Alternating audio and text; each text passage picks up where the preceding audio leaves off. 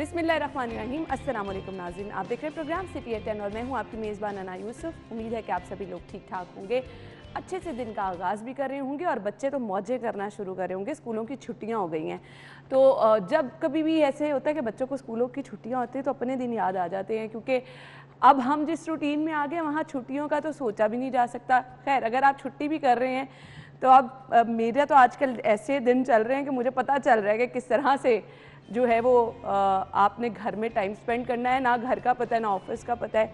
बच्चों के साथ जब आपकी लाइफ बिजी हो जाती है तो वाकई आपके लिए अपने लिए टाइम नहीं रहता।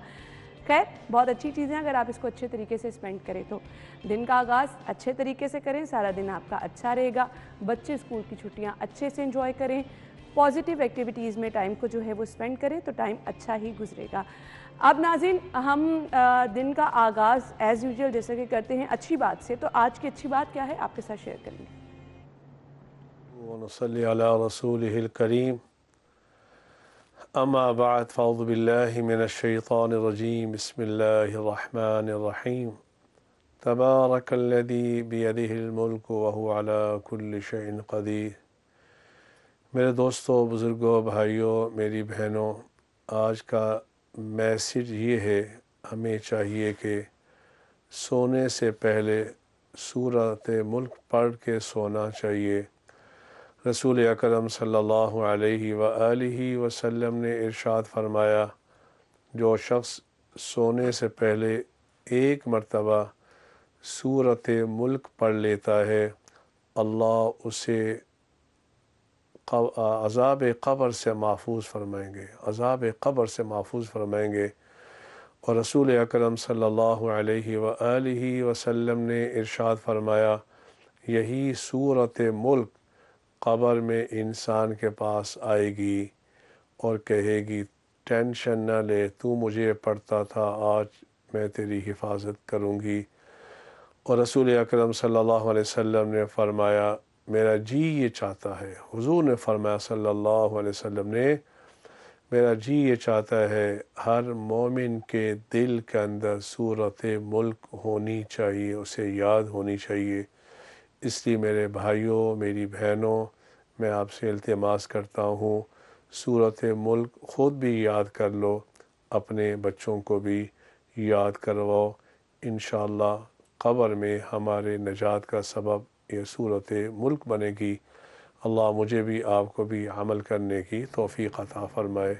आमीन आमीन आमीन सुम आमीन। ये छोटी छोटी चीज़ें हैं जिनका इसी तरह से अगर हम आपके साथ जिक्र करते रहेंगे, कहीं ना कहीं आपके जहन में बैठ जाएंगी और कभी ना कभी तो आप कोशिश करेंगे कि फ़लाँ हम टाइम हमने ये बात सुनी थी तो इस पर अमल करना चाहिए, तो ज़रूर आपकी ज़िंदगी में इससे आसानियाँ भी पैदा हो जाएंगी। जी नाज़रीन, ये थी आज की अच्छी बात। हम आगे बढ़ेंगे, प्रोग्राम में मज़ीद भी बहुत अच्छी अच्छी चीज़ें हमने शामिल करनी है, आपको बताने कि पॉजिटिव आप कैसे रह सकते हैं। आज की खबरें भी शेयर करेंगे और इसके साथ साथ कुछ महंगाई की सूरत हाल की तरफ भी हमने जाना है। तो आज की टॉप स्टोरीज क्या है? पहली खबर, महंगाई से परेशान आवाम के लिए एक और टेंशन है। रिंग रोड पर टोल टैक्स बढ़ा दिया गया है।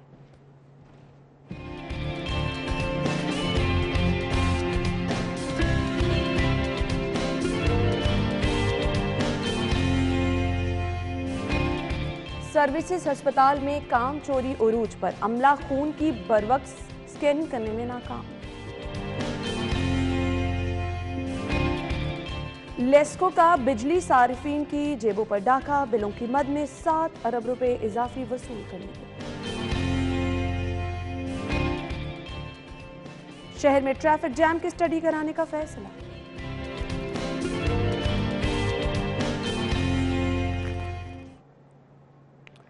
Welcome back. आज की टॉप स्टोरीज आप जान चुके हैं और इन खबरों को हम डिटेल में डिस्कस करेंगे। स्टूडियो में हमारे साथ हमारे senior reporter, assignment editor Amir Raza Khan साहब मौजूद हैं। अस्सलाम वालेकुम आमिर। वालेकुम अस्सलाम। क्या हाल चल है? अल्लाह करम, शुक्र अल्हम्दुलिल्लाह। आमिर भाई की जो मुस्कुराहट है ना, ये जो हम आपसे छोटी छोटी चीज़ें जिक्र करते हैं ना कि आपको आगाज़ दिन कैसे करना चाहिए, काम का आगाज़ करना चाहिए, क्या सोचते हैं आमिर भाई? कुछ नहीं, अब अब टीवी बार पे आने खोला। की खुशी तो नहीं कि लोग मुझे भाभी देख रही हूँ? नहीं, वो तो देख रही होगी। लेकिन मुझे ना जब मैंने अखबार खोला तो मैं लीड की बजाय ना एक तस्वीर पे आकर रुक गया। पता नहीं आप लोगों के पास ये तस्वीर है, एक बुजुर्ग जो है वो गुड़िया बेच रहा है। बिल्कुल। अब मेहनत कश है। अच्छा, उसमें मैंने कैप्शन पे गया ही नहीं, मुझे पता है कि इसके कैप्शन के अंदर क्या लिखा होगा। तो मैं वो जो गुड़ियों के फेस हैं और उनके जो कलर्स हैं उनको देखकर एंजॉय किया। और मैंने फिर फूलों का ख्याल किया जो शहर में इस वक्त खिले हुए हैं मुख्तलिफ बागात के अंदर। और फिर अच्छी रोड जैसे मेन बुलेवार्ड है, जब मैं आमना को छोड़ने जा रहा था तो वो बुलेवार्ड पे खिले हुए फूल देखे, उनको देख रहा था। तो मेरा बिल्कुल ध्यान उसके बाद मैं जाके कहीं उन खबरों पे आया जैसे आपने टोल प्लाजा का जिक्र थैंक किया। गॉड, थैंक यू आमिर भाई कि आयशा ने जो टेंशन वाली खबर पहले रखी थी आपने आगाज अच्छा कर दिया और आपने मुस्कुराहट बिखेर दिया। खैर ये भी जिंदगी का हिस्सा, चीजें आपके साथ डिस्कस नहीं करेंगे तो आपको घर बैठे कैसे मालूम होगा कि जी बाहर क्या हो रहा है।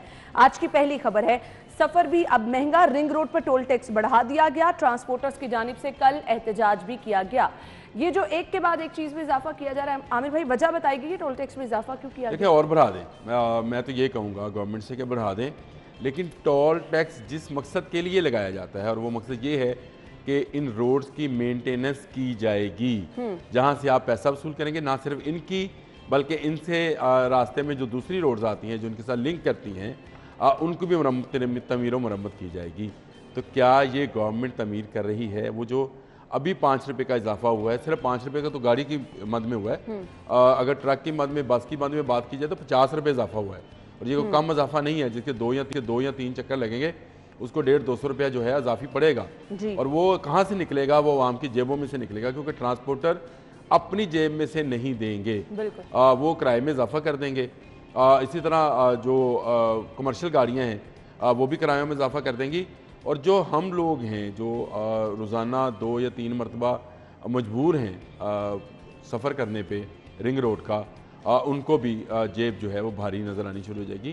तो मेरा ख्याल है ये है कि गवर्नमेंट जो है ज़रूर अगर काम कर रही होती, अगर बुजदार सरकार। ट्रांसपोर्टर्स का एहतजाज कैसे देखते हैं? राइट पे थे वो एहतजाज कर रहे थे? बिल्कुल एहतजाज राइट पे कर रहे हैं, मैं ये नहीं कह रहा हूँ कि गलत कर रहे हैं। मैं कहता हूँ गवर्नमेंट बढ़ा दें आप, लेकिन फिर अब फैसिलिटीज़ भी तो बढ़ाएं। क्या आपने अपने टोल प्लाजास जितने भी हैं उनको डिजिटल किया? नहीं किया, अभी तक मैनुअल हैं। क्या आपने रिंग रोड्स को बरकी कुमकुमों से जो है रोशन कर दिया? सिर्फ चंद पॉइंट्स हैं जहाँ पर ये बरकी कुमकुमें मौजूद हैं, उसके बाद आप लंबी रोड पे चलते चले जाएं, आपको कहीं कोई रोशनी नज़र नहीं आएगी। क्या आपने भैंसों, गायों और इस तरह की क्रॉसिंग्स को ख़त्म किया?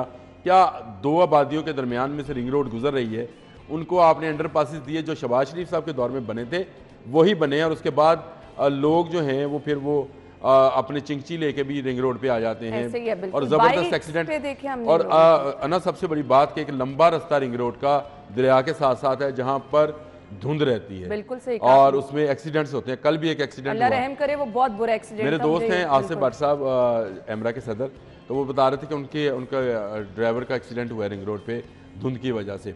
आपको शहर में शायद धुंध नजर ना आ रही हो, लेकिन ये जो रावी के साथ साथ का इलाका है यहाँ पे धुंध होती है। बिल्कुल ऐसे ही है। आपने किसी काम के लिए क्या कोई पैसा खर्च किया है? कोई रिंग रोड की कोई एक्सटेंशन नहीं बनाई है? कोई आपने टोल प्लाजास को जो है वो एडवांसमेंट उसमें की है? किस बात पे आप जो है पैसे बढ़ा रहे हैं? मैं तो आपसे कह रहा हूँ बढ़ा दें, लेकिन उसके साथ साथ फैसिलिटीज बढ़ाएं।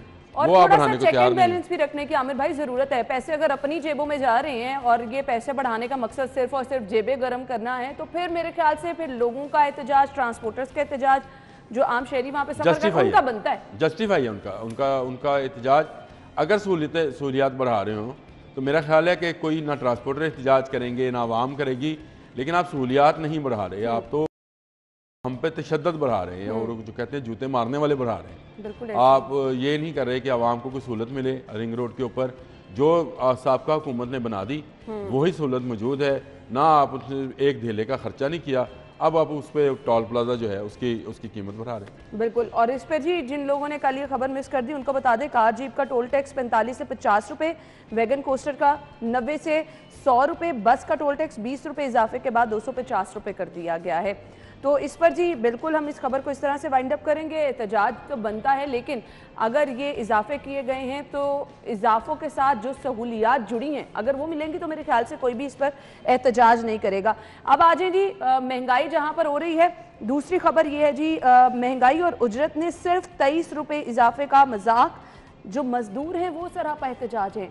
असल ये लोग पिस रहे हैं आमिर भाई। कल मैंने ट्वीट किया था और मैंने कहा था कि मज़दूर की इतनी जो है पैसे ना बढ़ाएं बेचारे के पास रखने की जगह नहीं है 23 रुपये। और हातम ताई साहब अलग से रो रहे हैं कि जी हुकूमत उनकी कब्र पे लात मार रही है। तो ये 23 रुपये इजाफा ना सिर्फ मजाक है, बल्कि मैं समझता हूँ कि गुर्बत के साथ घिनौना मजाक है। और आप 23 रुपये, आपको पता है गवर्नमेंट को भी नहीं पता है शायद कि 1 रुपये का सिक्का अब नहीं चलता है। बिल्कुल, मेरा ख्याल है हुकूमत को पता नहीं है, इसलिए वो कीमतों में इसी तरह से इजाफा करते हैं, रुपया 2 रुपया। मैं दही लेने गया कल, 135 रुपये किलो दही है, 135 रुपये किलो दही बिक रहा है, और ये डीसी रेट है। अच्छा, ये मैं वो नहीं कह रहा कि वो बेच रहे हैं, ये डीसी रेट है जी, गवर्नमेंट की तरफ से जारी करता। उसने लिस्ट दिखाई मुझे, उसने कहा 135 हो गया भाईजान, हमने नहीं किया, गवर्नमेंट ने किया है, और उस पर 23 रुपये का इजाफा। अब जहाँ दही, आपने सब्जी, तो लिस्ट गोश्त, देख ली, अब हर कोई लिस्ट भी नहीं देखता बेचारा, जो पैसे कहे जाते हैं वो दे भी देते हैं। कुछ भी नहीं देखते लोग। तो यहाँ पे लोग बेचारे ऐसे फिक्रे मौश में गए हैं कि उनको उनको उनको समझ नहीं आ रही कि उनके साथ हो क्या रहा है। हाँ, खैबर पख्तूनख्वा वालों को समझ आ गई। अभी तक बुज़दार सरकार को अगर समझ नहीं आई, मैं आपका हमदर्द होने के नाते आपको बता रहा हूँ, अगर आपको अभी भी समझ नहीं आई है तो आप समझ जाएं। अब समझने के लिए वक्त भी आमिर भाई बहुत कम है। आप कहते हैं ना, वक्त का मुकाबला सख्त, आप उस आने स्टेज वाले पे आ दिन चुके हैं। आपके लिए बहुत सख्त है, और आप सिर्फ महंगाई पे ये चीज़ नहीं डाल सकते। आप मिसमैनेजमेंट देख लें, आप बैड गवर्नेंस देख लें, आप कोई एक खबर उठा के देख लें, आपको ज़रा टेंशन होगी। मैं आप तो किसी भी सेगमेंट में, तालीम पे चले जाएं, सेहत पे चले जाएं, हर तरफ परेशानी, मिसमैनेज। सुबह जब अखबार आता है ना, तो यकीन करें शायद मेरी बेटी आमना भी हंसती है मुझ पर, मैं सबसे पहले ना शोबिज़ वाला सफ़ा खोल लेता चलो उसमें स्पोर्ट्स शोबिज़ इकट्ठी होती है हमेशा, वो उनकी खबरें देखता हूँ पहले। मैं नहीं जाता हूँ लीड की तरफ, मुझे पता है कि कल भी मैं टेंशन में दिन गुजारा, दफ्तर में खबरें सुनी, फिर उस पर प्रेस क्लब के इलेक्शंस और उसकी टेंशन, रात गए तक वो काम जारी रहता है। उसके बाद सुबह उठ के आप इस तरह की खबरें देखें, टोल प्लाजे में इजाफा हो गया, लेस्को अरबों रुपये खा गया, ब्लड बैंक में कुछ नहीं है, 23 रुपये इजाफा, और मजाक, इस तरह का मजाक बुज़दार साहब शायद आपके इलाके में चलता हो।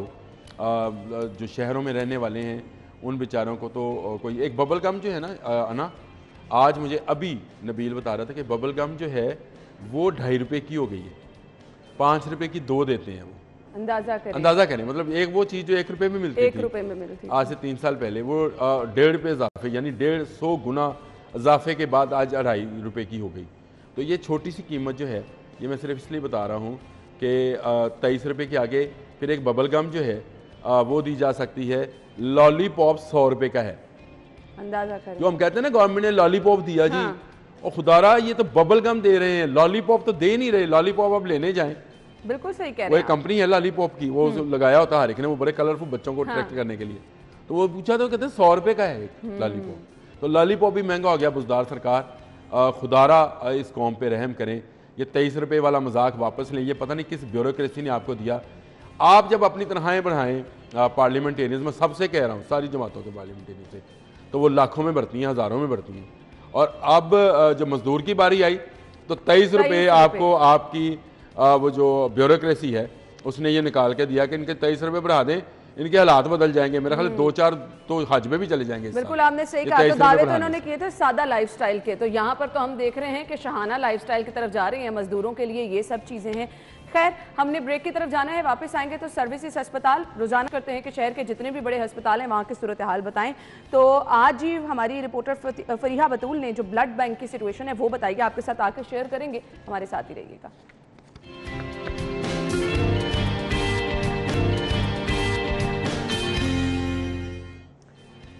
ब्रेक के बाद आपको एक बार फिर से खुश आमदीद कहेंगे। सर्विसेज हॉस्पिटल से खबर ये है कि ब्लड बैंक का अमला मरीजों के लिए बीमारी बन गया। काम चोरी उरूज पर है। काम चोरी हर जगह होती है, सजा जजा का निज़ाम होना बहुत ज़्यादा ज़रूरी है। क्यों आमिर भाई सजा जजा का कोई निज़ाम नहीं, कोई मॉनिटर नहीं करता? ये इतना सेंसिटिव मैटर है। ये सरकारी दफातर या सरकारी हॉस्पिटल्स, इसमें सबसे बड़ा अलमिया ये है कि आपका छोटा अमला छोटी छोटी तंजीमें बनाकर वो आपको ब्लैकमेल करता है। जो इंतज़ामिया है, मैं ये नहीं कहता हूँ कि इंतज़ामिया की गफलत नहीं है, इंतज़ामिया की गफलत बिल्कुल है, लेकिन इसके साथ साथ ये भी है कि ये जो अमला है ये यूनियंस बनाकर ब्लैकमेल करता है। अगर इनको काम का कहा जाए रोड्स पे आ जाते हैं।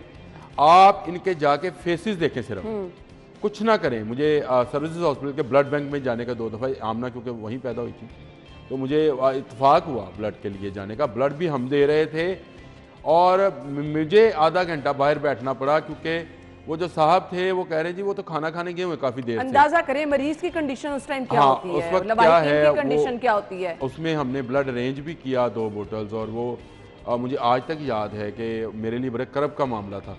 तो वो लोग जिनको ब्लड की बहुत अशद ज़रूरत होती है, जिनकी जान को ख़तरा होता है, वो ऐसे स्टाफ के सामने जो है वो इस तरह से पेश हो रहा होता है जैसे बेचारा कोई मांगने वाला है।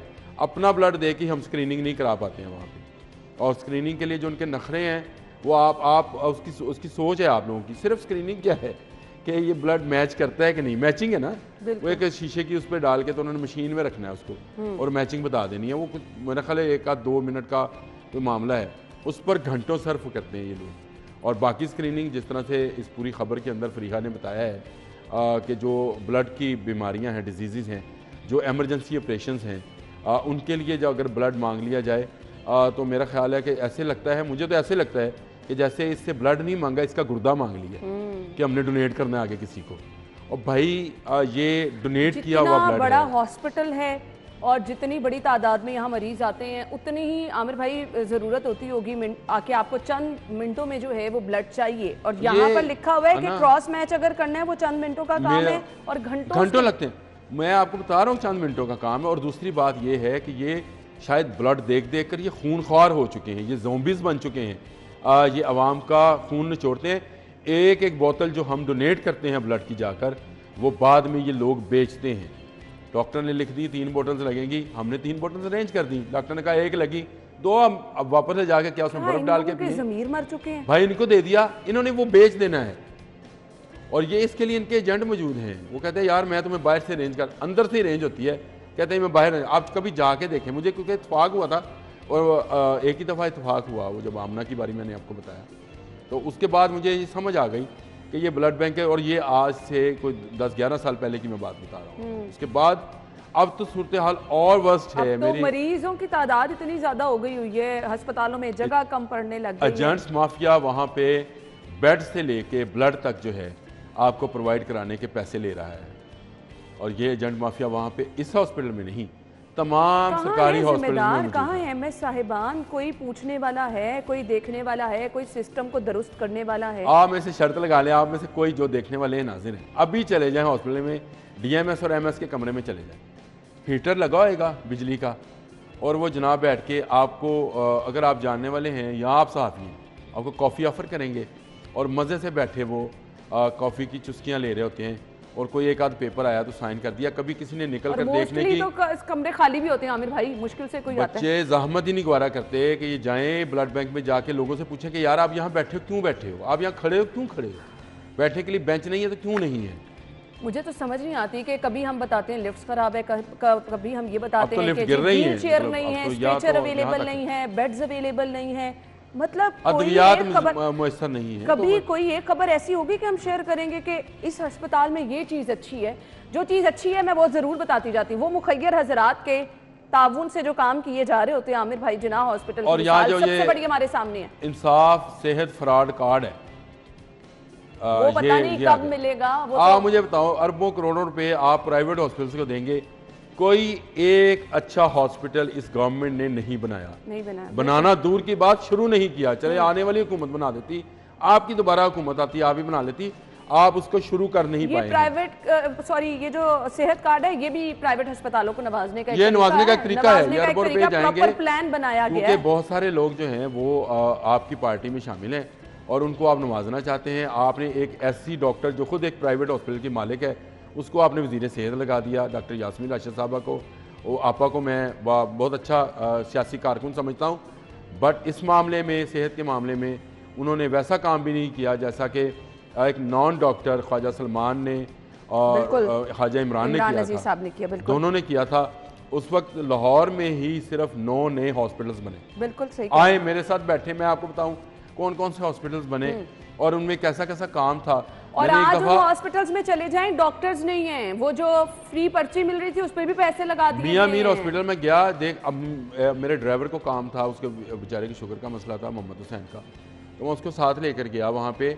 तो मेरा दिल खुश, मैंने आके इस पर वीलॉग रिकॉर्ड किया था, मैंने उस पर एक पैकेज बनाया था कि ये देखें, ये एक हॉस्पिटल है जहाँ पे इतनी तरतीब और इतनी बेहतरीन तरीके से मरीज को ट्रीट किया जाता है, सिर्फ 10 रुपए की पर्ची। 10 रुपए की पर्ची, बिल्कुल।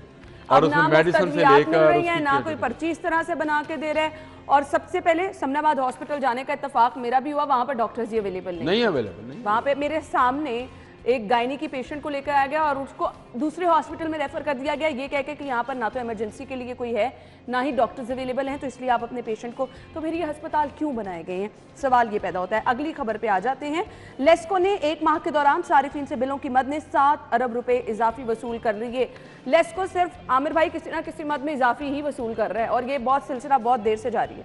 ये तो आवाम को निकलना पड़ेगा। मैं ये समझता हूँ लेस्को ने, और लेस्को क्या, लेस्को, फेस्को, मेपको, ये जितनी को हैं इनकी कोको जो है वो उसको बंद करना पड़ेगा। ये जो खा रही है हमें मुसलसल।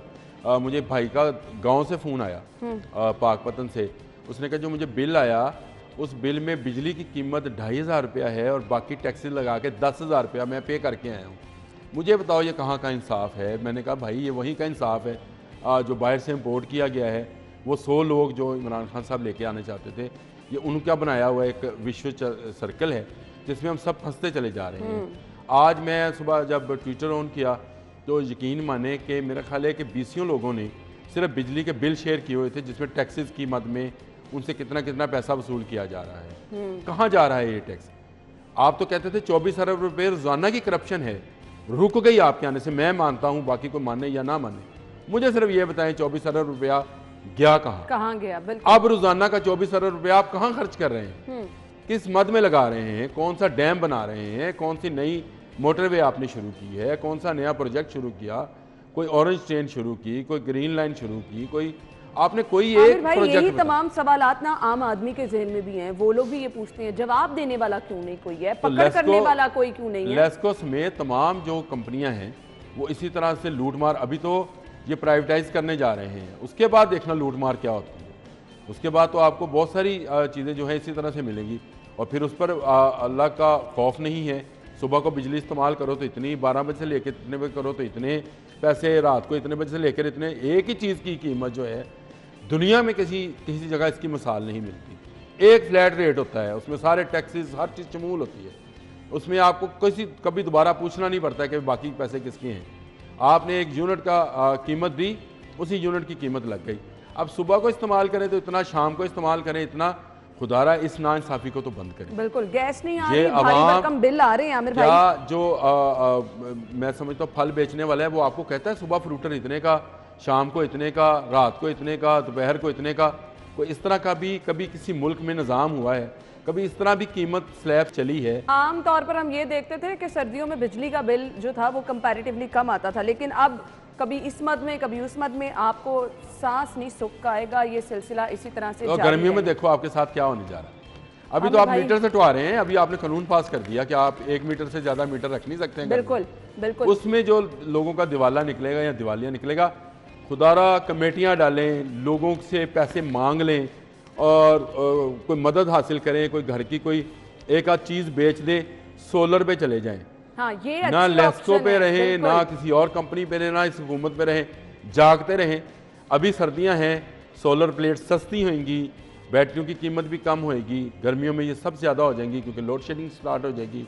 इस गवर्नमेंट ने 1 यूनिट बिजली जो है वो फाजल नहीं दी है इस कौम को, और पिछली गवर्नमेंट ने हज़ारों यूनिट जो बिजली थी वो इजाफी दी थी मुख्तलिफ प्रोजेक्ट्स लगाकर।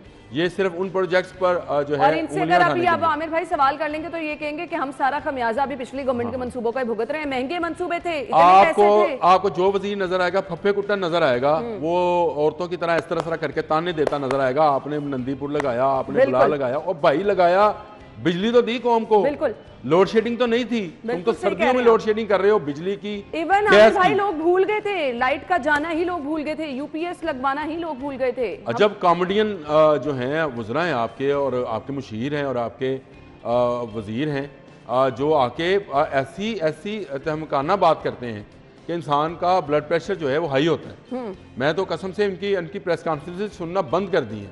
मतलब खान साहब के पास एक तकरीर है, एक केसट है कि पिछले 3.5 साल से हम सुनते चले आ रहे हैं। खुद उस केसट को ही बदल लो यार, कितने आमिर भाई को आ गया गुस्सा तो मैं कहूँगी जी घबराना नहीं आमिर भाई, ये घबराना नहीं है, सिलसिला घबराना नहीं है, ये सही बात है। यहाँ से हम बात ही खत्म हो जाती है जब ये कह दिया जाता है घबराना नहीं, सुकून कब्र में है।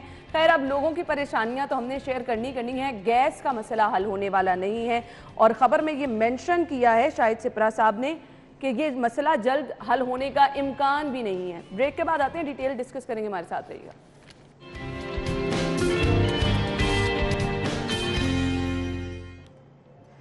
Welcome back. खबर यह है, शहर में सुई गैस का बहरान जारी है, प्रेशर ना होने के बराबर है, मसला जल्द होने का इम्कान नहीं है। तो लोग क्या करें अगर मसला जल्द होने का हल होने का इम्कान नहीं है? लोगों का क्या कसूर है?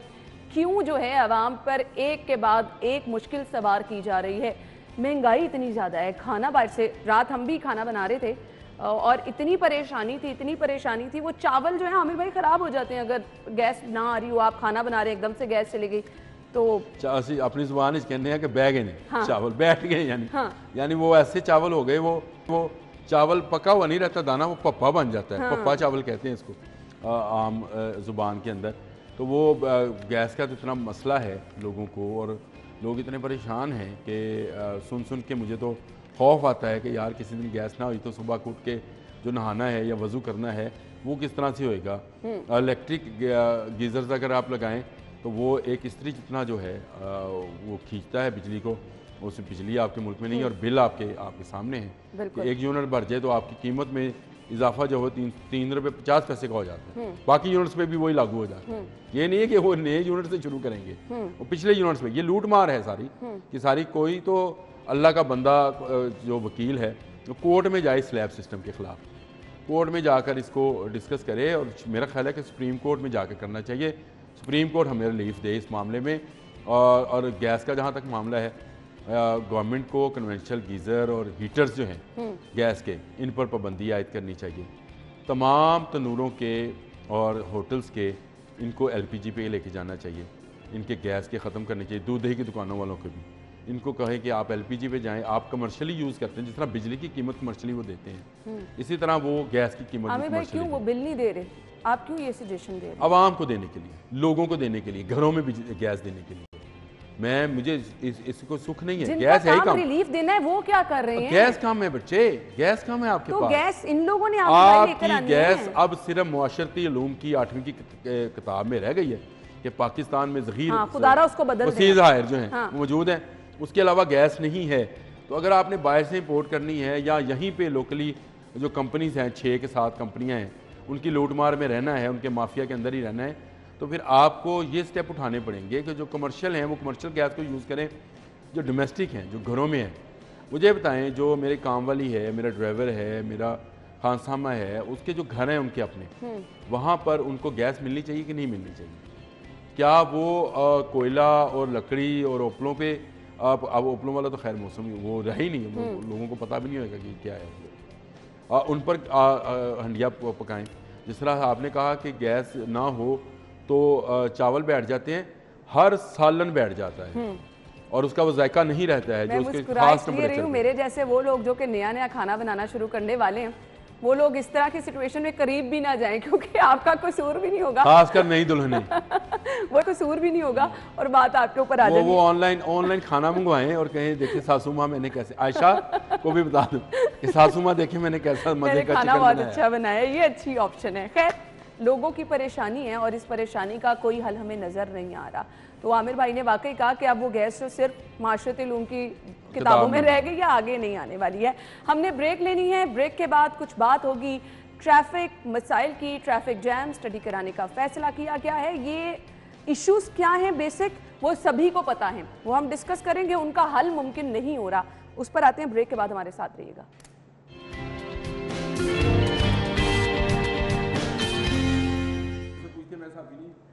ब्रेक के बाद आपको एक बार फिर से खुश आमदीद कहेंगे। खबर यह है, शहर में ट्रैफिक जैम की वजह जानने के लिए सर्वे होगा। 1 करोड़ के फंड जारी, अल्लाह रहम करे, सर्वे होगा। आमिर भाई, आपको वजूहात नहीं पता शहर में ट्रैफिक जैम की? अच्छा, मैं ना हंस रहा था ये पढ़ के ना, तो मैंने कहा कि जिसने भी ये 1 करोड़ रुपए जारी करना है वो 10,000 रुपया मुझे दे। मैं वही कह रही हूँ, मेरे साथ गाड़ी में बैठे, मैं उसको बताता हूँ कि भाई आपने गौसल आजम रोड, जिसको हम आम जुबान में जेल रोड कहते हैं, उसमें कनेड कॉलेज के सामने से एक कट खोल दिया उसके गेट के सामने से, और घंटों जब उस कॉलेज की छुट्टी होती है, अब आपने क्या किया, उसको बंद करना शुरू कर दिया ऐसे ही। और कहा है कि आप आगे जाके शादमान वाले से यू टर्न लें। शादमान से यू टर्न लेने जाते हैं तो वो यू टर्न छोटा है ऐसे ही। और वहां से अगर कोई बस ट्रक या वैगन आ जाए तो वहां पे भी लंबी कतारें लग जाती है। तो आपको इल्म में नहीं है कि अगर आप इसी को जरा सा आगे लेकर जाते और रेस कोर्स के सामने से इस यू टर्न को घुमा देते तो ना कॉलेज के गेट को मसला बनता, ना कोई प्रॉब्लम होती और लोग आसानी से चले जाते। इसी तरह आप फिरोजपुर रोड पे चले जाएं, फिरोजपुर रोड पे भी आपको समझ नहीं आती है और आपके इल्म में नहीं है कि एक बस को टर्न होने के लिए कितनी जगह चाहिए और हमारे यहाँ ड्राइवर्स की कैपेसिटी क्या है, उससे लंबी लाइनें लगती हैं। फिर आप उन चौक्स पे आ जाएं जिन पर अभी आपने यू टर्न्स नहीं बनाए हैं और वहाँ पे चले जाएं तो आपको समझ आएगी। सबसे बड़ी मिसाल आपको क्रीम ब्लॉक मार्केट की दे देता हूँ। बिल्कुल अच्छी खासी जगह गवर्नमेंट के पास मौजूद थी पंजाब यूनिवर्सिटी की, उनसे वो जगह लेते और ज़रा सा उसको लेफ्ट करवा के, अगर जिसने एक वाल्टन की तरफ जाता है ऊपर से वो यू टर्न लेके आता, चौक बंद होता। सजेशंस आप मुफ्त दे रहे हैं, ये सर्वे करवा रहे हैं बेचारे। मैं कह रही हूँ आपको पैसे नहीं मिलने वाले, ये बेचारे सर्वे करवा रहे हैं। और छोड़ दो भाई, 10,000 रुपये मैं सिर्फ पेट्रोल का मांग रहा हूँ कि आपके सारा लाहौर घुमाना होगा, पेट्रोल आप लोगों ने महंगा बहुत कर दिया। ये सर्वे करने के लिए तो आपको कोई अच्छा आप सर्वे टाइम से देखें, आपको सुबह के वक्त में नजर आएंगे, शाम में निश्ता कोई बंदा नहीं होगा सर्वे करने वाला और शाम को सारा रश होता है, सारी ट्रैफिक ऐसे ही है। सही कह आप रहे हैं। अनारकली की तरफ चले जाओ, आप इछरा की तरफ चले जाओ, आप क्रीम ब्लॉक मार्केट जो आपके कमर्शियल हब्स हैं, फिर आप शालमी आजम क्लॉथ वहां मार्केट, तो कोई जाने का सोच भी नहीं सकता ना, कोई जाने ना का समझे ना समझे, क्योंकि जितने दुकानदार है उतनी गाड़ियां हैं और उन्होंने अपनी दुकानों के आगे गाड़ियां लगानी है ऐसे ही अपनी, उस पर कपड़ा डालना है और उसके बाद मोटरसाइकिलें लगनी मुझे हैं। नहीं याद पड़ता कि गुजरने मैं का। जितनी दफा भी इन मार्केटों में गई हूँ मुझे पार्किंग की कोई जगह मिल गई हो। इसके लिए 1 करोड़ का कोई- फंड मेरा ख्याल है कि बहुत ज्यादा है भाई। आपको एक ड्राइवर, आमिर भाई ये एक चीज बताएं एक मुझे, अफसर ये बैठे जो साथ। रोड सिग्नल फ्री करे जा रहे हैं इससे मुझे लगता है ट्रैफिक के मसाइल मजीद बढ़ते नहीं चले जा रहे हैं। नहीं बढ़ेंगे। अगर आप तमाम रोड्स को सिग्नल फ्री कर देंगे तो ट्रैफिक के मसाइल कम होंगे। आपके यू टर्न्स इतने खराब हैं, आपके यू टर्न्स आएंगे, यू टर्न्स अच्छे वाले बनाए ना, हाँ। यू टर्न्स को उसकी स्पेसिफिकेशन के मुताबिक बनाएं। ये जो ठेकेदारी सिस्टम है उसमें ना जाएं। और ठेकेदारी सिस्टम से मुझे और भी बहुत सारी चीज़ें याद आ जाती है, पता नहीं क्या, लेकिन आप इससे बाहर निकल जाएं। सही। और खुदारा ये सर्वेज वरेज और इस पर 1 करोड़ रुपया खर्च करने की, टाइम ज़ाया करने की ज़रूरत नहीं है। आप तमाम रोड्स को सिग्नल फ्री कर सकते हैं, उसके लिए ज़रा सी शबाज शरीफाना विल चाहिए आपको। मैं इसलिए कह रहा हूँ कि उस बंदे में विल थी, बिल्कुल सही कह कि रहे हैं, उसने यूनिवर्सिटी को काट कर एक पूरा रोड बना दिया और आज उस पे से हज़ारों गाड़ियाँ गुजरती हैं बिल्कुल क्रीम सही ब्लॉक कह रहे जाने हैं, के लिए। बिल्कुल आप सही कह रहे हैं। कैसा मज़े की वो रोड है, कैसी खूबसूरत। अभी आपने तबाह कर दी, चले बर्बाद हो गया वो चीज़। उसके बाद आप इकबाल टाउन का मेन बुलेवार्ड देख लें, आप बाकी रोड्स देख लें, उसकी विल चाहिए आपको। बिल्कुल आमिर भाई, हमारे पास वक्त कम रह गया है। कुछ और चीज़ें जो ट्रैफिक मसाइल की बड़ी वजह बनती हैं, मैं समझ रही हूँ रॉन्ग पार्किंग है जिसका खात्मा मुमकिन नहीं हम बना पा रहे हैं, पार्किंग प्लाजा बनाने का कोई नाम ही नहीं ले रहा। फिर इसके साथ साथ आप देखें जी तजावुजात सबसे बड़ा इशू है, जिसका जहां दिल करता है अपनी दुकान बना के बैठ जाता है। फिर आपके पास सबसे बड़ा इशू क्या है जी, आप ट्रैफिक कवानीन की पाबंदी करवा ही नहीं पा रहे हैं। ये इश्यूज़ हैं, अगर ये हल नहीं होंगे तो आप फिर जितने मर्जी रोड्स को कुशादा कर लें। ट्रैफिक इंजीनियरिंग, रोड इंजीनियरिंग वक्त की अहम ज़रूरत है। जहाँ जहाँ पर आप नए मंसूबे लेकर आ रहे हैं, अंडरपासेस बना रहे हैं, मुझे तो समझ नहीं आती, जितने अंडरपास बन रहे हैं, जितने रोड कुशादा होते जा रहे हैं, ट्रैफिक मसाइल उतने बढ़ रहे हैं। शहर भी बढ़ता चला जा रहा है ना, फैलता चला जा रहा है। गाड़ियां हर रोज आप देखें रोड्स पे कितनी नजर आ रही हैं, नई गाड़ियों का इजाफा होता चला जा रहा है। रोज नई आयशा और नई मोहम्मद अकरम पैदा हो रहे हैं। तो ये तो ट्रैफिक के लिए भी उनको लिए उतना तो चाहिए होगा। बिल्कुल सही। तो ये हैं जी लोगों के मसाइल। कहाँ से हमने बात शुरू की, महंगाई से, बिजली का जो इशू है वो डिस्कस किए, सुई गैस के मसाइल लोगों के डिस्कस किए, शहर में ट्रैफिक की सूरत हाल डिस्कस की। ये वो तमाम चीज़ें हैं जो कि रोज़ाना कहीं ना कहीं हर बंदे की ज़िंदगी के साथ जुड़ी हैं, सभी लोग इससे मुतासर हो रहे हैं। तो खुदारा सभी लोग अपनी तरफ से कोशिश करें आवाम को रिलीफ फराहम करने की, कुछ अच्छा करने की, तो सब अच्छा खुद ब खुद होना शुरू हो जाएगा। Thank you so much Aamir भाई, बहुत बहुत शुक्रिया। नाज़रीन हम लेंगे ब्रेक के बाद आप हेडलाइंस जानिए, हम शो में दोबारा आएंगे, हमारे साथ रहिएगा।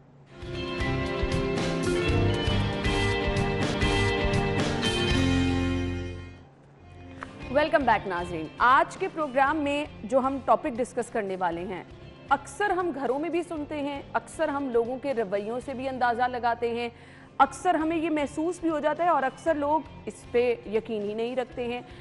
जिस टॉपिक का आज हम जिक्र करने वाले हैं वो है नजर बद, बुरी नज़र। कहा जाता है कि बुरी नज़र जो है वो वाकई तबाही तक ले जाती है एक इंसान को। कुछ लोग मानते हैं, कुछ लोग इसको मानते ही नहीं है। ये नजर बद होती क्या है, क्यों लोग इसका शिकार हो जाते हैं?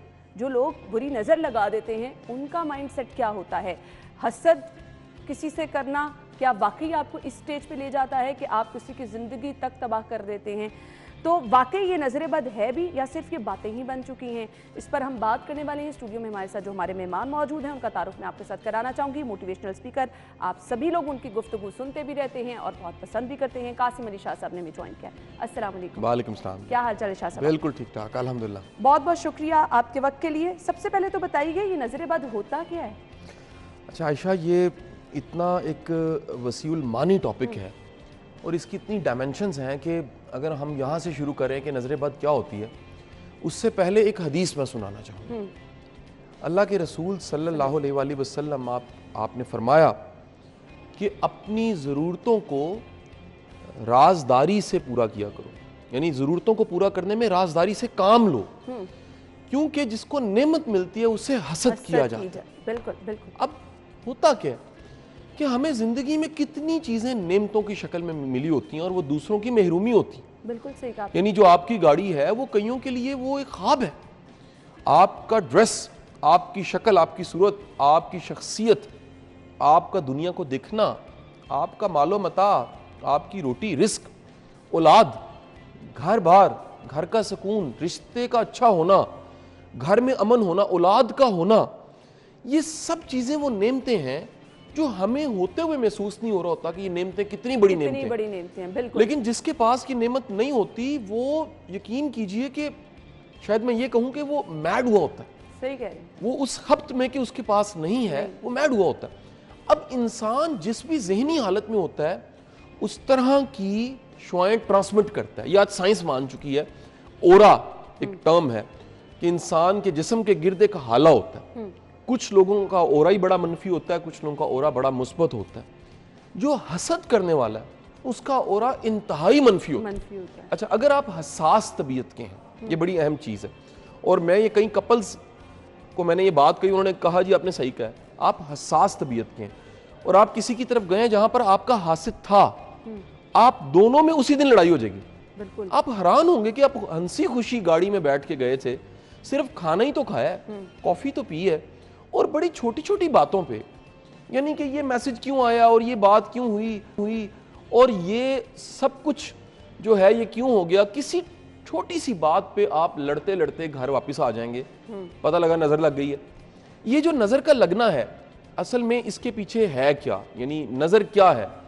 नजर का मतलब है किसी ने हैरत से देखा और उस हैरत में उसका ये यकीन नहीं था कि अल्लाह ऐसे भी नवाज सकता है। उस हैरत में सोच ये थी कि इसको क्यों मिला। उस हैरत में ये हैरानी का आलम था, उसके अंदर एक हैरानगी थी, ये क्यों, ये कैसे आगे निकल गया, मैं क्यों नहीं। अच्छा, ये इतनी शिद्दत से था, ये इतनी शिद्दत से था कि देखिए अब ये दूसरी हदीस आ जाती है कि अल्लाह के रसूल सल्लल्लाहु अलैहि वसल्लम ने फरमाया कि मफहूम हदीस कि जो नजर बद है मुमकिन है कि किसी शख्स को कब्र तक और ऊंट को हांडी तक ले जाए, यानी मौत जो है वो मिल जाए किसी को नजर बद की वजह से, उस हसद की वजह से, उस बुग़्ज़ की वजह से। हमारे समाज में जहां इसकी बहुत ज्यादा डिस्कशन है तो सच ये है कि यहाँ वाकई नजर बद बहुत ज्यादा है। सही कह रहे हैं। उसकी वजह क्या है? इस समाज में शौफ बहुत ज्यादा है और ये शौफ इतना ज्यादा है, आप इवेंट्स देख लीजिए, आप शादियां देख लीजिए, फेसबुक देख लीजिए, आपको हर जगह ये चैलेंज मिलेगा कि लोग हसद से मरे जा रहे हैं। बिल्कुल आपने। अच्छा, उनका बस नहीं चल रहा ना कि वो बस गाड़ी को स्क्रैच कर दे, वो गाड़ी का शीशा तोड़ दे, वो तमन्ना करें कि गाड़ी किसी जगह एक्सीडेंट हो जाए। उनकी तमन्ना होती है कि ये बीमार क्यों नहीं होता, उनकी तमन्ना होती है कि ये कहीं गिर क्यों नहीं जाता, ये मर क्यों नहीं जाता।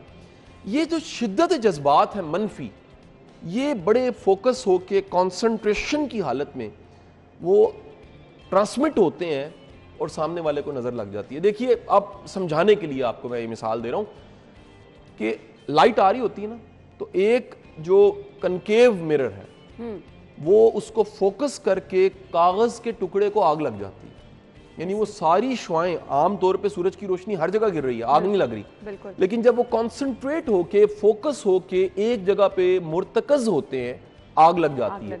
इंसान की सोचों का धारा चलते चलते वो एक तो मनफी हुआ, इतना मनफी हुआ कि वो मुर्तकज हुआ किसी पे और चोट लग गई, लड़ाई हो गई, नुकसान हो गया, एक्सीडेंट हो गया। मैंने सम टाइम देखा, यानी मैं अपनी आप बीती बता रहा हूँ, एक दिन में 2-2 गाड़ियां लगते देखी हैं अपनी। यानी एक गाड़ी निकाली है, वो डैमेज हो गई है, दूसरी गाड़ी निकाली है, फिर डैमेज हो गई है। एक दिन में 2 बार कैसे हो गया? हाँ, तो ये तो आप इत्तेफाक बिल्कुल ही नहीं इत्तेफाक हो सकता। एक दिन में सबसे लड़ाई कैसे हो सकती है? अच्छा, एक ही दिन में कई तरह के नुकसान कैसे हो सकते हैं? अच्छा, एक दिन में आप जिम्मेदार इंसान हैं, आप गैर जिम्मेदारी से कोई नुकसान करवा बैठते हैं, कैसे हो सकता है? आपकी जरा भी इंटेंशन नहीं बुरा करने की, लेकिन आपसे ऐसा बुरा हो जाता है कि आप शर्मिंदा हो जाते हैं, बिल्कुल सही, गिल्ट में चले जाते हैं। कैसे हो सकता है? किसी दिन आपको लग रहा है कि आपका अपना आप अपने बस में नहीं है, आप कह रहे हो यार पता नहीं मेरी सोचें किसके बस में है, मेरा वजूद किसके बस में है।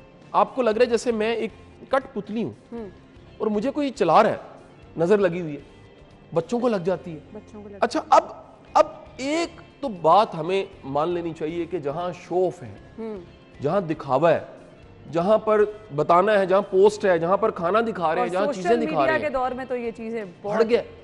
मेरी पहली गुजारिश आपको, मैं वैसे तफसील से इस पे बात करूंगा कि इलाज क्या है, लेकिन पहली गुजारिश ये है कि खुदारा अपनी जिंदगियों से शो ऑफ निकाल दीजिए। बड़े बड़े शादियों के फंक्शन जिसमें पूरी पूरी मार्की सजी होती है और दुनिया के बेस्ट प्रोड्यूसर वीडियोस को प्रोड्यूस कर रहे होते हैं और ड्रेस कहां से बन के आ रहा होता है और कितना खर्चा करोड़ों का हमने किया होता है, कितनी नजरें हमें देख रही होती हैं, और उसके बाद वो शादी 6 माह नहीं चलती, अदालतों में केस पड़े होते हैं, ख्वार हो जाते हैं 2 फैमिलीज।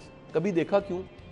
शादियों के फंक्शनों में हमने बरकतें समेटनी होती हैं, हम शो ऑफ करके, दुनिया को दिखा के, दुनिया को बता के नजरें इकट्ठी करते हैं, नजरें लगवाते हैं, हसरतें लोगों की हमें देखती हैं, गम लोगों के बढ़ जाते हैं, तकलीफें बढ़ जाती हैं और हमें नजर लग जाती है, हमारे रिश्तों को नजर लग जाती है।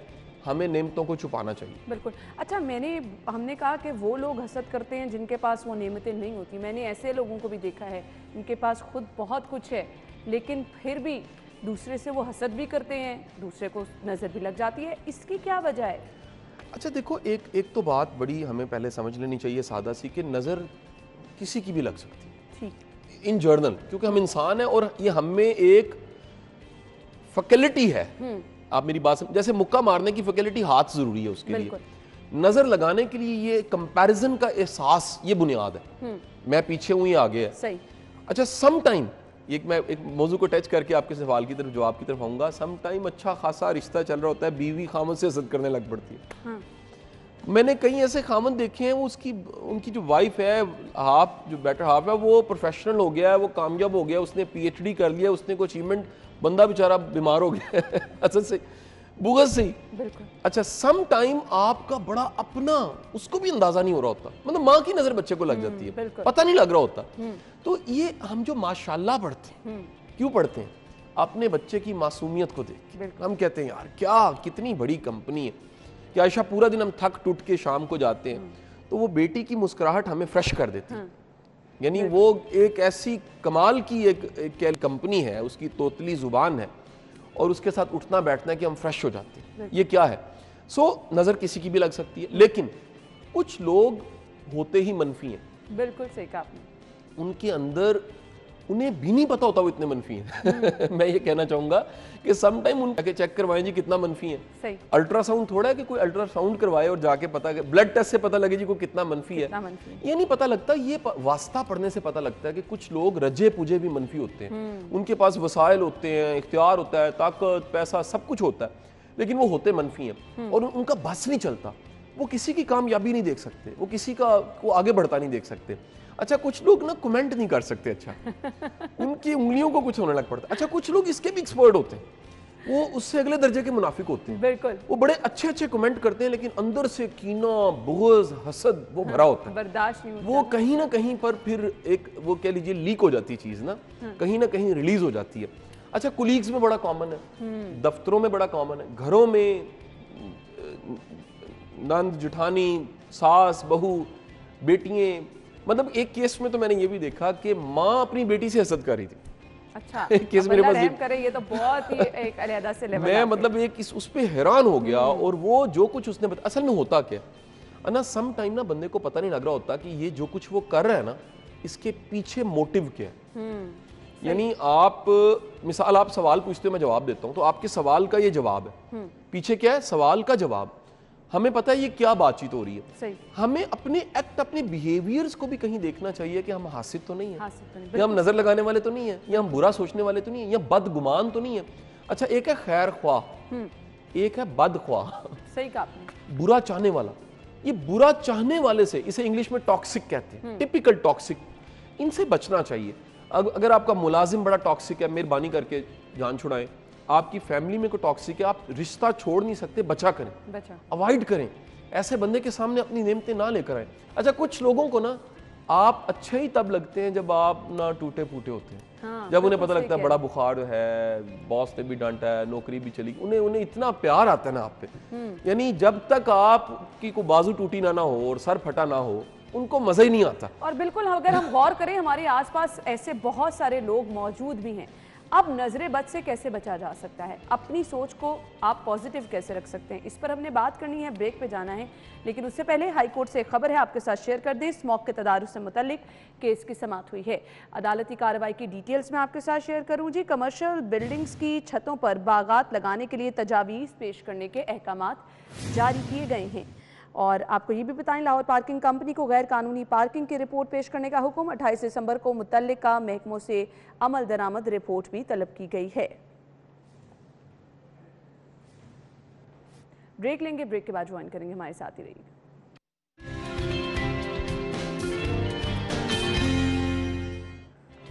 ब्रेक के बाद आपको एक बार फिर से खुशामदीद कहेंगे। और हम अपनी सोसाइटी की बहुत ही कड़वी, मैं इसको रियलिटी कहूँगी, डिस्कस कर रहे हैं। इसको कोई मानने को तैयार नहीं होता। हर कोई कहता है कि हमें ही नज़र लग गई है। नज़र लगाता कौन है, वो कभी नज़र भी नहीं आता है। खैर, कासिम अली शाह साहब, मैं आपसे ये जानना चाहूँगी, कोई मानता नहीं है कि उसकी नज़र लगी है, क्यों ऐसा है? अच्छा देखें, कोई भी बंदा मनफी होना तो नहीं मानेगा, अपना गलत होना तो नहीं मानेगा। ये अब आपका कमाल है कि आपने बचना है। असल देखें, मिसाल लीजिए, आप गाड़ी चला रहे हैं, रोड पे आ गए और किसी को नहीं चलानी आती और वो आपको हिट करना चाहता है। अब आपका कमाल है कि आप उससे बचते हैं, और किस तरह से बचते हैं। अब होता यह है कि नजर बद से बचने के लिए सबसे ज्यादा कारामद चीज सदका है। यानी अगर आप सदका देते हैं तो आप कई मुसीबतों से, कई बलाओं से, अच्छा ये दुनिया के हर रिलीजन में है, बिल्कुल दीन इस्लाम में तो यकीनन है ही है। ये आपको बुरी मौत से बचाता है, ये मुश्किल से बचाता है, ये आपकी हिफाजत कर देता है, ये प्रोटेक्ट कर देता है। और किसी न किसी शक्ल में रोज सदका दें। वो पैसे का सदका हो सकता है, वो कोई आसानी हो सकती है, वो किसी न किसी शक्ल में कोई ना कोई सदका ज़रूर दीजिए। ये एक ढाल बन जाता है आपकी ज़िंदगी में। नंबर 2, देखिए, अपने हासिल से और नज़र लगाने वाले से बचने का सबसे कारामद तरीका वो ये है कि अपनी नेमतों को छुपाना शुरू कीजिए, शो ऑफ ना कीजिए। अपनी ज़िंदगी सिंपल बनाइए। नेमतें आपके लिए हैं, दिखाने के लिए नहीं है। तो इसे अपनी फेसबुक की जीनत ना बनाइए। हो सके तो अपनी नेमतों को, अच्छा इसका एक और भी हल है बड़ा अच्छा, have more than you show. यानी इतना है तो थोड़ा सा कम ही दिखाइए। ये जो हम सारा कुछ पोस्ट कर देते हैं ना, ये बड़ा गलत करते हैं। तो आप थोड़ा दिखा दीजिए, उसमें से कोई फिल्टर कर दीजिए, उसमें से कुछ हिस्सा दिखा दीजिए, लेकिन सब कुछ ना दिखाइए, कहीं आपके लिए वो कल को वबाले जाना बन जाए। अच्छा, तीसरी चीज़ जो है वो बड़ी ही एक कारामत जो है वो तस्बीह है। अल्लाह के नामों में बड़ा ही असर, और अना सबसे मौसर तस्बीह की शक्ल में पढ़ने के लिए वो अल्लाह के 2 नाम हैं। अगर आप कसरत से उनका जिक्र करते हैं, कसरत से पढ़ते हैं, कसरत का मतलब है कम से कम 300 बार, तो आप प्रोटेक्टेड रहते हैं। और वो 2 नाम हैं, या हफीज़ या सलाम। दोनों अल्लाह के नाम हैं। हिफाजत करने वाला भी रब और सलामती देने वाला भी रब। तो हिफाजत और सलामती तो हम सब की ज़रूरत है। जैसा बेसिक नीड है, पानी चाहिए, ऑक्सीजन चाहिए, खाना चाहिए, खुराक चाहिए, हमें प्रोटेक्शन भी चाहिए, हिफाजत भी चाहिए। और याद रखिएगा, दुनिया का सबसे बेहतरीन मुहाफिज, सबसे बेहतरीन प्रोटेक्ट करने वाला वो रब है, अल्लाह की ज़ात है। तो जब आप तस्बीह पढ़ते हैं तो ना चाहते आप कई मुश्किलों से, कई परेशानियों से और कई हासिदीन के हसद से बुग़्ज़ करने वालों के बुग़्ज़ से, कीना करने वालों के कीना से बच जाते हैं। बिल्कुल ऐसे ही। अच्छा, आखिरी जो चीज़ बड़ी मौसर है वो सूरत नास और फलक है। 7-7 बार पढ़ लीजिए, सुबह पढ़ लीजिए और बेशक फूक लीजिए, पानी पे पढ़ के फूक के पी लीजिए, लेकिन ये आपकी लाइफस्टाइल में शामिल होना चाहिए। होता ये है कि हमें जिस दिन लग रहा होता है ना जी आज प्रॉब्लम है ना, उस दिन हम पढ़ लेते हैं या हफीज़ या सलाम, लेकिन फिर भूल जाते हैं। या जिस दिन हम स्टक होते हैं तो फिर हम नास फलक पढ़ लेते हैं। अगर आप इसे लाइफस्टाइल में शामिल कर दें। अच्छा, ये सारी बातों के बाद एक करैक्टर को मैं थोड़ा सा डिस्कस करना चाहूँगा आपकी इजाज़त से। वो लोग जो हसद करते हैं, इसका मतलब मनफी सोचते हैं, बिल्कुल नसीब का मुआवजा करते हैं, बहुत बड़ा गुनाह करते हैं। मेरी गुजारिश है कि अगर उन्हें पता लग जाए कि उनमें हसद करने की सलाहियत बहुत ज़्यादा है तो मेहरबानी फरमा के वो ला हौला वला कुव्वता इल्ला बिल्लाह पढ़ना शुरू करें। कितनी बार? कम अज़ कम 100 बार। और साथ अगर आयत करीमा मिला लें तो और मौसर हो जाएगा। आयत करीमा 40 बार पढ़ लें तो आपकी कह लीजिए जो वो एक माइंड की ट्यूनिंग है, हार्ट की ट्यूनिंग है, वो होना शुरू हो जाएगी। और मनफी जो आपके ख्यालात हैं, दूसरों के लिए बुरा सोचना है, वो आपका कम हो जाएगा। अच्छा, अगर आपको अपना हासिद मिल जाए, एक ये भी फार्मूला हमारे मुर्शिद वासिफ अली वासिफ साहब ने हमें सिखाया कि अगर आपको पता लग गया कोई आपका हासिद है तो उसे चाय ज़रूर पिलाएं। ये अच्छा, उसकी खास वजह क्या? उसकी खास वजह क्या है? उसकी खास वजह ये है कि ये दुनिया का वो वाहिद बंदा है जिसको पता लग गया कि आपने तरक्की बड़ी करनी है। हासिद अलामत है कि आपने ग्रो करना। हासिद वाहिद बंदा है जिसने ये पहचान लिया है, जिसने जान लिया है कि आप रुकने वाले नहीं हैं। Catch me if you can. जब उसको पता लग गया तो उसके पास हसद करने के अलावा कोई रास्ता नहीं है। और उसका एक्सप्रेशन है, वो घूरी डालेगा, वो मुंह बनाएगा, वो आपके खिलाफ प्रोपेगेंडा करेगा, वो फेसबुक पे पोस्टर लगाएगा, वो चीज़ों को मैनिपुलेट करके बयान करेगा, वो कीना और बुग़्ज़ से कुछ लिख देगा, वो टीवी प्रोग्राम आपके खिलाफ कर देगा, वो यूट्यूब का एक प्रोग्राम आपके, वो पोस्ट गलत बना देगा, वो थंबनेल खराब कर देगा। उसके बस में नहीं है। पता लग गया, सीने से लगाएं, उसके लिए दुआ करें, या बारी ताला इस पे भी मेहरबानी कर दे, इसके लिए आसानी कर दे। ये अपनी आग में खुद जल रहा है। हसद एक ऐसी आग है जिसमें बंदा खुद जल रहा होता है। उसके लिए दुआ करें कि या बारी ताला इस पे रहम कर दे, इसको भी रहमत का कोई जो है ना बादल इस पे बरस जाए और इसको भी ठंड पड़ जाए। अच्छा, मुझे बहुत ज़्यादा अफसोस हो रहा है कि अगर घर में कोई बड़ा इस तरह का है, किसी के बड़े घर में किसी बड़े का जो करता धरता है उसका माइंडसेट ऐसा है, वो बैठ के फ़लाँ को डिस्कस कर रहा है, फ़लाँ को डिस्कस कर रहा है, किसी की कामयाबी बर्दाश्त नहीं कर रहा। आप अपने बच्चों को क्या लेसन दे रहे हैं? आप अपने इर्द गिर्द आप तो पूरी फिर तबाही में ला रहे हैं, अपने बच्चों को भी उसी तरफ लेकर आ रहे हैं। अच्छा अना, होता ये है जिस तरह कोरोना घर में एक को आता था ना, तो सारे घर वाले कोरोना से मुतासिर हो जाते। कहीं अल्लाह माफ़ करे रहम करे घरों में डेंगू आया, पूरे पूरे घर को डेंगू हो गया। फ्लू एक आम सी बीमारी है, नज़ला फ्लू, एक को होता है दूसरे को हो जाता है। मौसमी बुखार वबा होती है। इसी तरह ये हसद बुग़्ज़ कीना बाज़ औक़ात पूरे पूरे टब्बर को होता है, पूरे पूरे ख़ानदान को होता है। और ये बात 100% आपने ठीक की, ये रिफ्लेक्शंस होती हैं कि घर के बड़े में, वालदा में, वालिद में, सरबराह में किसी में ये आदत है और आहिस्ता आहिस्ता बच्चे पूरा घर ये सीख गया और उनको खबर नहीं है कि वो कितना मनफी एक शुआओं की जद में है। एक बात बता दूं कि आपका नुकसान तो वो कर ही रहा होता है, हसद करने वाला, नजर लगाने वाला, लेकिन अपना बहुत ज़्यादा नुकसान करता है। बिल्कुल। अपना ईमान खराब करता है, अपनी आखिरत खराब करता है, अपना नसीब खराब करता है, अपनी चीज़ों का जायका खराब करता है। बिल्कुल। यानी खुशी के मौके पे वो रुस के कहीं बैठा होगा। सही बात। ऐसे शादी के फंक्शनों में कई लोग मिलेंगे आपको, वो दूल्हे तक नहीं पहुंचेंगे, वो दुल्हन तक सलामी नहीं पहुंचाएंगे, वो आकड़ के बैठे होंगे, उन्हें मनाए जाके पहले आप। ये कई ऐसे कैरेक्टर्स हैं, वो अपने टेबल से नहीं हिलेंगे, वो रुसेंगे, जी मुझे इधर खाना नहीं मिला, ये ठीक नहीं था, मुझे पूछा नहीं, मेरा फोटोशूट नहीं। ये किसी ना किसी बहाने, हासिद के पास कोई ना कोई बहाना होगा रुसने का, नाराज होने का, अपने उस दुख को बताने का कि मैं क्या करूं, मेरे से रहा नहीं जा रहा, मेरे पास हसद है। और वो उसके मुख्तलिफ अच्छे अच्छे नाम रखेगा कि मैं इस्लाह करना चाह रहा था, आपको सबक सिखाना चाह रहा था, आपको पता होना चाहिए। ये मुख्तलिफ तरह के अच्छे अच्छे वो नाम रखेगा, लेकिन ये शुगर कोटिंग होगी, अंदर से इंतहाई वो कड़वा होगा। बिल्कुल आपने सही कहा। अच्छा, अब हमने ये दोनों लोग डिस्कस कर लिए, ये सब चीज़ें हम इनको ठीक अपने माशरे में कैसे कर सकते हैं? बुनियाद क्या है कि आपने अपने आप को पॉजिटिव रखना है, सोच अपनी मुस्बत रखनी है। वक्त की अहम ज़रूरत है, लेकिन करने को कोई तैयार नहीं है। क्यों हम इस हकीकत से नज़रें चुरा के बैठे हैं कि हर किसी को हम ये कहते हैं कि अपनी सोच को मुस्बत कर लो, अपने माइंड से ये चीज़ें निकाल दो। कहीं ना कहीं हम अपने जहन में भी वही चीज़ें लेके बैठे होते हैं।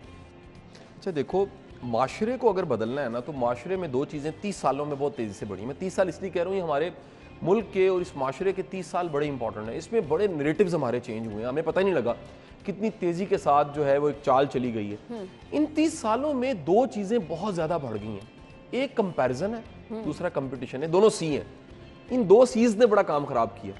बहुत ज़्यादा मुकाबला हम करने लग पड़े हैं, मुकाबला लगाया हुआ है जी, हर कोई आगे निकलना चाह रहा है, हर कोई आगे बढ़ना चाह रहा है। कोई नहीं जानता कि जब हम बहुत आगे बढ़ जाते हैं हम अकेले हो जाते हैं। सबको साथ लेके चलना बड़ा ज़रूरी है।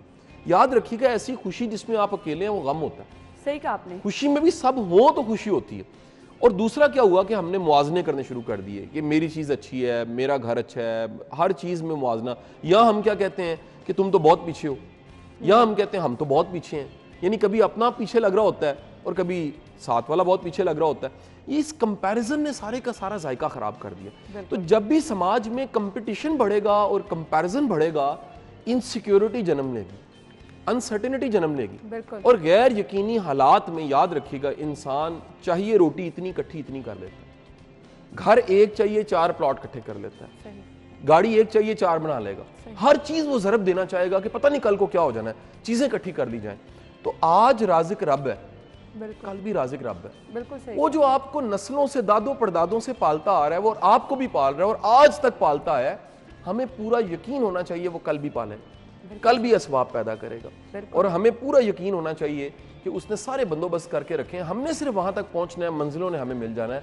ये पूरा पूरा ईमान और यकीन रखना चाहिए। बिल्कुल, आपने से कहा, छोटा सा मैसेज आपका चाहिए देखने वालों को। मैं ये जरूर कहूंगा कि खुदा के लिए आप अपनी जिंदगी समझते हुए इसको ये सोचने में कि दूसरे क्या कर रहे हैं, कौन ठीक है कौन गलत है, खुद को ठीक करना शुरू करें। बिल्कुल, ये महदूद सी जिंदगी है, कल ऐसे करके खत्म हो जानी है।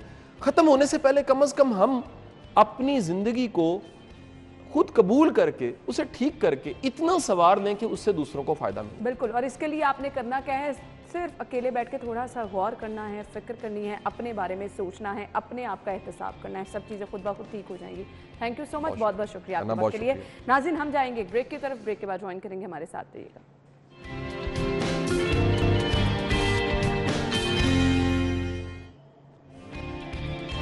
ब्रेक के बाद नाज़रीन आपको एक बार फिर से प्रोग्राम में खुश आमदीद कहेंगे। और जी, सेगमेंट्स हमने शुरू किए थे और सेगमेंट्स में मैंने जहां पर आपको रेट्स बताए वहां पर ही अक्सर आप शॉपिंग प्लान कर रहे होते हैं, वो लोग जो कि प्लान कर रहे हैं कि उन्होंने जूतों की ख़रीदारी करनी है तो वो जा सकते हैं हील्स। यहाँ पर बहुत ही कंफर्टेबल शूज़ अवेलेबल हैं और फिर विंटर कलेक्शन इनकी बहुत ज़्यादा ज़बरदस्त है। इसके साथ साथ अगर आपने शादियों में पहनने के लिए फैंसी शूज़ की ख़रीदारी करनी है तो हील्स आप जा सकते हैं। यहाँ पर बहुत ही वाइड रेंज मौजूद है। और शूज़ के मामले में तो वैसे भी आप जब भी शूज़ खरीदने जा रहे होते हैं तो सबसे पहले प्रायोरिटी क्या होती है, कंफर्टेबल होने चाहिए। तो अगर आप हील से शूज़ लेंगे, यहाँ पर आपको एक ह्यूज रेंज भी मिल जाएगी, वैरायटी भी बहुत ज़बरदस्त है, साथ ही साथ कंफर्टेबल शूज़ आपको हील से मिल सकते हैं। तो आप जा सकते हैं, अपनी पसंदीदा जूतों की खरीदारी कर सकते हैं। आगे बढ़ते हैं जी, प्रोग्राम के इस हिस्से में हम जिक्र करने वाले हैं एक ऐसी शख्सियत का जिनके जाने के बाद आज भी उनकी शख्सियत का हसार जो है उनके मद्दाहों के दिलों में उसी तरह से छाया हुआ है, उनकी आवाज़ उसी तरह से जो है कानों में रस घोल रही है। आज भी दुनिया उनके गीत गा रही है। आप सभी लोग जान चुके होंगे मैं किनका जिक्र कर रही हूँ, मलका तरन्नुम नूरजहां, जिनकी आज बरसी है और आज भी उनकी मीठी आवाज़ इसी तरह से कानों में रस घोल रही है। तो आपने देखा ना सिर्फ गाने बल्कि इनके नगमे जंग के दिनों में जो बहुत ही खूबसूरत नगमे गाए गए जो दिल तक पहुँचे हैं। तो मलका तरन्नुम नूरजहां की आज बरसी है, आज भी उनके मद्दाह जो हैं उसी तरह से याद कर रहे हैं। और ना सिर्फ उनकी आवाज़ बल्कि उनके स्टाइल के भी बहुत सारे लोग दिलदादा थे। जिस तरह से उनकी साड़ियों के बारे में लोग डिस्कशन करते थे, उनकी ज्वेलरी के बारे में लोग डिस्कशन करते थे, बहुत सारे लोग आज भी मलका तरन्नुम नूरजहां की ड्रेसिंग को जो है वो कॉपी करते हैं। तो मैडम हमेशा से ही सभी लोगों के लिए एक बहुत बड़ी मिसाल रही हैं और बिलाशुबा एक बड़ा नाम जिसके लोग आज भी मोतरफ नज़र आ रहे हैं। तो ये तो जी हमने मलका तरन्नुम नूरजहां के कुछ गाने, कुछ यादें जो कि ताज़ा करने की तो मेरे ख्याल से ज़रूरत नहीं थी, आज भी सभी लोग उनके गानों को पसंद करते हैं, वो हमने डिस्कस किए। आगे बढ़ते हैं और अब शामिल कर लेते हैं बचत बाजार।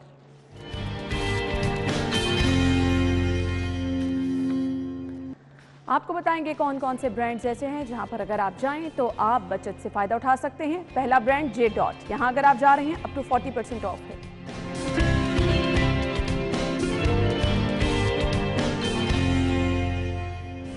Alkaram up to 50% of.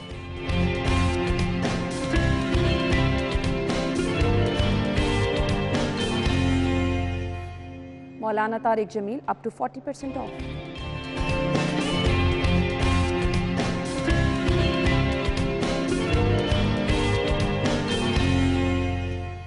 और इसके बाद आइडियाज पे अगर आप जाएंगे अप टू 70% ऑफ है।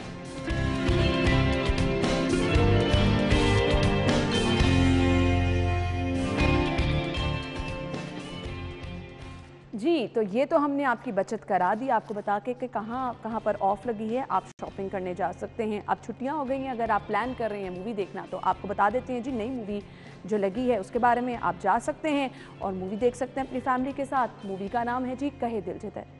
इसी के साथ ही प्रोग्राम का वक्त पहुंचा, अपने इख्तिताम को अपना ख्याल रखिएगा। हम आपसे मुलाकात करेंगे कल सेम टाइम पर, तब तक के लिए इजाज़त दीजिए। अल्लाह हाफिज़।